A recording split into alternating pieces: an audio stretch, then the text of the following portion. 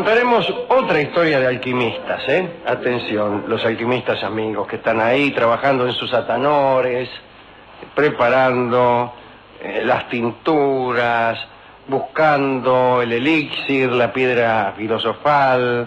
Se llamaba este alquimista Domenico Manuel Caetano y se daba a conocer como Conde de Ruggiero. Bueno, en realidad no era un alquimista sino un farsante, pero esto se puede decir de todos los alquimistas, si bien se mira. Domenico Caetano vivía en Pietrabianca, cerca de Nápoles.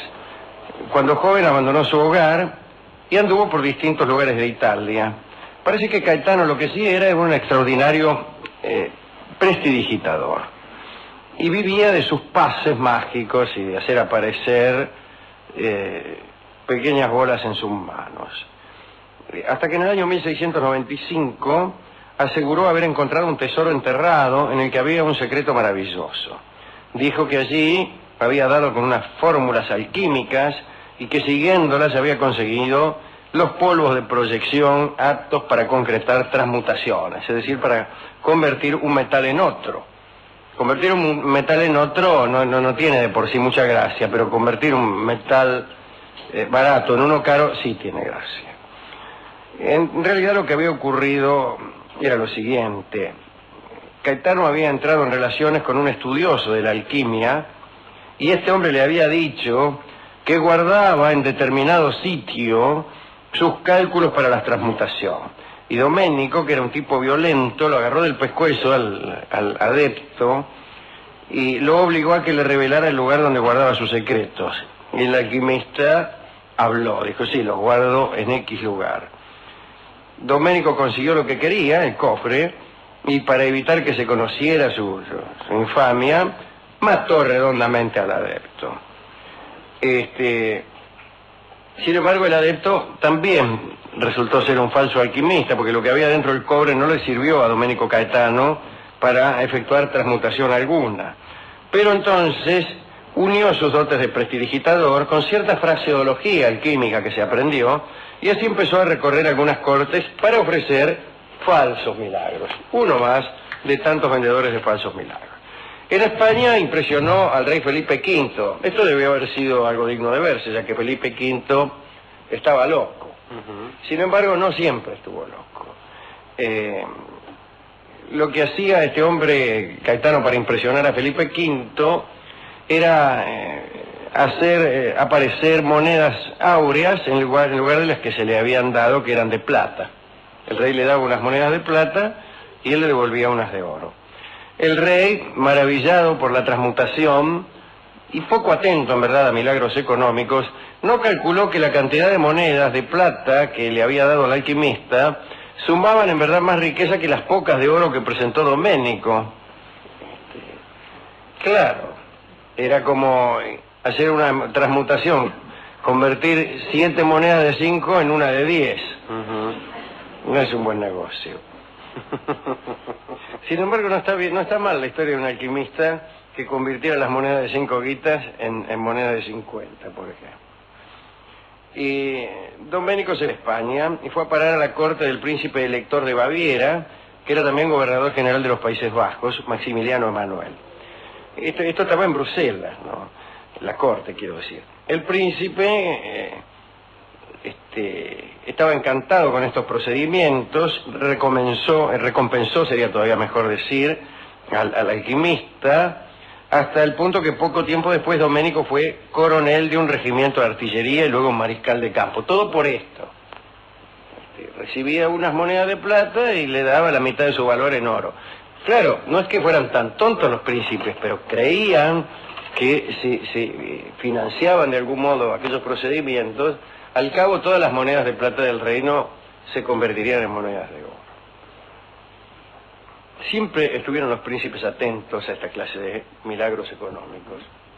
Por suerte, ya no sucede esto. Esto sucedía en tiempos en que los príncipes no eran muy duchos en cuestiones económicas. Ahora, nadie convertiría una moneda de bajo precio en una de precio alto. Por ejemplo, una moneda de plata en una moneda de oro, un peso en un dólar o algo así.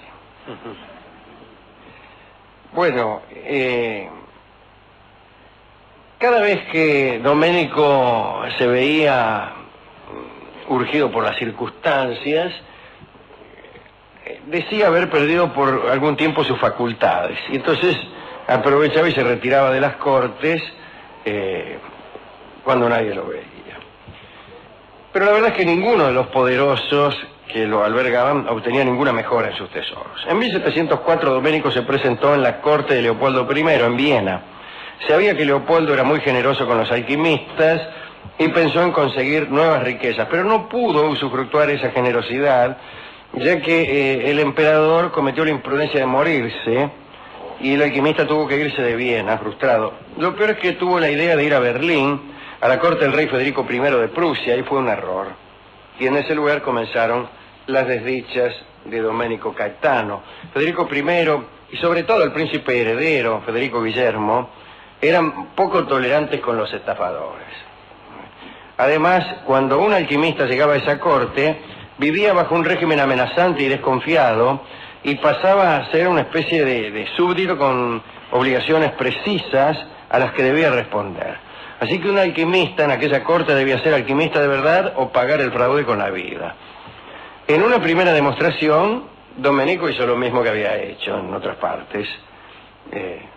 Le daba unas monedas de plata y le devolvía unas de oro. ¿Cuál era el chiste? El chiste es pedir un anticipo para seguir trabajando en esto. Vea, necesito más tintura, más polvo de proyección. Présteme 200.000 escudos. El príncipe le prestaba 200.000 escudos y él se las tomaba. Pero en esa corte no era tan sencilla la cosa, ¿no? Al principio, como se ha dicho, hizo ese pequeño truco, pero tras un débil entusiasmo se le obligó a Domenico a hacer otro tipo de demostración. En principio le dieron unas barras de cobre, ya no de plata, las que debían ser transmutadas de inmediato. Y Domenico no tuvo otra opción que aceptar el desafío, confiar en sus dotes de prestidigitador y preparar unas pequeñas barras de oro. Lo hizo, pero claro, le costó plata, sí, le costó parte de su fortuna, pero si no lo hacían lo iban a liquidar allí. En realidad Domenico empezó a gastar su propia fortuna que había conseguido con príncipes más crédulos, en mantenerse vivo, porque en cuanto descubrieran que lo suyo era un fraude, lo iban a liquidar. Entonces, cada tanto aparecían los muchachos y le tiraban una barra de algo y compraba oro por ahí con su guita y se la devolvía de oro. En una oportunidad el rey en persona y 3 ministros y la corte en pleno esperaban una nueva transmutación. Pero el príncipe heredero había incluido una trampa. Entregó las barras de cobre a Domenico, pero esas piezas de cobre habían sido marcadas por el príncipe. Las marcó, para ver si después de la transmutación las piezas de oro sostenían esas marcas. Domenico entregó unas barras de oro que era de él, por supuesto sin marcar. Sucedió algo notable. El rey y el príncipe heredero sería mejor porque era uno solo, enterados, digo, de la mentira, decidieron sostener a Domenico en la corte nada más que para ver hasta dónde podía llegar con su mentira. En vez de matarlo ahí mismo, resolvieron fingir credulidad para ver cuándo se le terminaba la guita a Domenico. Muy bien, así prosiguieron durante un tiempo, se multiplicaban los pedidos de transmutaciones. Domenico, conviértame esto en oro. ¿Ve esto, Domenico? Sí, bueno, conviértamelo en oro, ya que está. ¿Ve aquello, Domenico? Sí, me lo convierte en oro. Bueno, Domenico, desesperado y empobrecido, ya no sabía dónde sacar el oro. Primero empezó a empeñar las cosas que tenía y después, para salvar su vida, robó. Para entregar oro en lugar del cobre que le cedían cada tanto, Domenico robó cofres de cortesanas, robó tesoros de nobles incautos y quiso un día asaltar a un recaudador de impuestos y ahí fue su fin. Lo detuvieron. Confesó todo lo que el rey y su heredero ya sabían y fue condenado a la horca. Domenico Caetano murió horriblemente porque lo ahorcaron con lastre. Le llenaron los bolsillos de piezas metálicas, las mismas que él no había podido convertir en oro. Y ya se sabe lo que sucede cuando uno es ahorcado con piezas metálicas en el bolsillo. Muere lo mismo. Pero muere más pesadito. Bien, así murió este pobre Domenico. En realidad, lo que causó su desdicha fue este naipe marcado, esta barrita marcada por el príncipe heredero, que era desconfiado. Acerca de cosas marcadas, cartas marcadas, rindo aquí homenaje a mi tío Santo, que vendía barajas, y vendía cartas. Sí.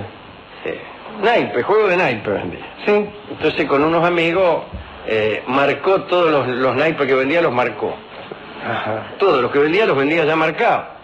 Entonces uno vendía y el otro iba a jugar a los lugares donde este vendía. Y vendió en un club, por ejemplo, donde jugaban por mucha guita. Sí. Entonces todos los naipes estaban ahí en el club y el otro se presentó a jugar ya sabiendo cómo era la marca de las cartas, perdió igual. Perdió. Bueno, como perdió también Domenico Caetano. ¿A quién más quiere dedicarle esto? No hay acá, curiosamente, la consabida historia romántica, el alquimista enamorado, o mejor todavía, la princesa enamorada del alquimista, porque los alquimistas son personas que tienen su arrastre. Sí, quien levante, sí, es cierto. Sí. Uno dice, vení que te muestro el atanor, y bueno. Bueno, sumo como dedicando a Alejandro a Jorge Luis Borges, que en uno de sus cuentos pensó en una trama parecida. No estoy pensando en El Muerto, donde aquel portugués le da soga a alguien que ya sabe condenado, ¿no es cierto? Que ya sabe, claro, que morirá en algún momento. Bueno, y también al pobre alquimista asesinado al comienzo de esta historia.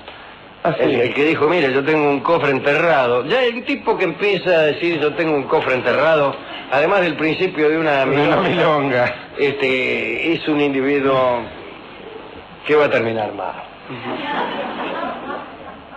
Nadie termina bien con un cofre enterrado. Bueno, a ese pobre y desconocido alquimista que dijo que tenía un sobre no sería nada. Ya no está tan bien tener un sobre enterrado, pero que un cofre, bueno. A ese alquimista asesinado por Caetano, el falso conde Ruggiero, también le dedicamos esta charla. Bien. Hemos ido a la discoteca a buscar tangos y canciones criollas sobre alquimistas, como sabemos hay muchísimas. Nosotros no conocemos ninguna, pero evidentemente hay. Sí, debe haber. Sí. Hemos conseguido, sin embargo, Naipe Marcado, el tango que se llama Naipe Marcado, en evocación de la trampa tendida por el príncipe heredero Federico Guillermo al falso alquimista Domenico Caetano. Se me dirá que Naipe Marcado en realidad es un tango que tiene otra temática. Sí. Bueno, no sé. Más se parece a la temática de su tío que a la de alquimista, pero... Probablemente, pero lo que pasa es que la alquimia no siempre nombra las cosas por su nombre vulgar. Cuando decimos el sol, queremos también decir el oro, y queremos también decir la divinidad, y cuando decimos los 7 planetas, también queremos decir los 4 evangelistas, sumada a la Trinidad.